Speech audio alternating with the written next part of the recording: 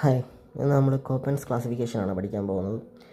കോപ്പൻസ് classification എന്ന് പറഞ്ഞാൽ ഒരു കാലാവസ്ഥാ വർഗ്ഗീകരണ മാതൃകയാണ്. ഈ കാലാവസ്ഥാ വർഗ്ഗീകരണ മാതൃക പ്രധാനമായിട്ടും അടിസ്ഥാനപ്പെടുത്തിയിരിക്കുന്നത് പ്രതിമാസ ഊഷ്മാവിൻ്റെയും മഴ ലഭ്യതയുടെ അടിസ്ഥാനത്തിലാണ്. ഇത് പ്രധാനമായിട്ടും 5 വിധത്തിൽ തിരിച്ചിട്ടുണ്ട്. അത് ഈ alphabetic ഓർഡറിലാണ് തിരിച്ചിരിക്കുന്നത്. A, B, C, D, E എന്നാണ് തിരിച്ചിരിക്കുന്നത്. A എന്ന് പറഞ്ഞാൽ ട്രോപ്പിക്കൽ ക്ലൈമറ്റിനെയാണ് സൂചിപ്പിക്കുന്നത്, അതായത് ഇക്വറ്റോറിയൽ കാലാവസ്ഥ. B എന്ന് പറഞ്ഞാൽ ഡ്രൈ ക്ലൈമറ്റിനെയാണ് സൂചിപ്പിക്കുന്നത്. C വാം ടെമ്പറേറ്റ്, അതൊരു മിതോഷ്ണ ക്ലൈമറ്റിനെയാണ് സൂചിപ്പിക്കുന്നത്. D എന്ന് പറഞ്ഞാൽ കൂൾ ടെമ്പറേറ്റ്, കോണ്ടിനെൻ്റൽ കാലാവസ്ഥയാണ് സൂചിപ്പിക്കുന്നത്. E എന്ന് പറഞ്ഞാൽ ഐസി ക്ലൈമറ്റിനെയാണ് സൂചിപ്പിക്കുന്നത്, പോളാർ ഏരിയസിലുള്ള ക്ലൈമറ്റിനെയാണ് ഇത് സൂചിപ്പിക്കുന്നത്. പിന്നെ അഡീഷണലായിട്ട് വരുന്ന 2-3 ആൽഫബറ്റ്സ് ഉണ്ട്. ഇത് ഡീറ്റെയിൽഡ് ആയിട്ടല്ല, ഇതൊരു ചെറിയ വെർഷനായിട്ടാണ് നമ്മളിപ്പോൾ പറയുന്നത്. S ആൽഫബറ്റ് സൂചിപ്പിക്കുന്ന അർദ്ധ മരുഭൂമിയും W സൂചിപ്പിക്കുന്നത് മരുഭൂമിയുമാണ്.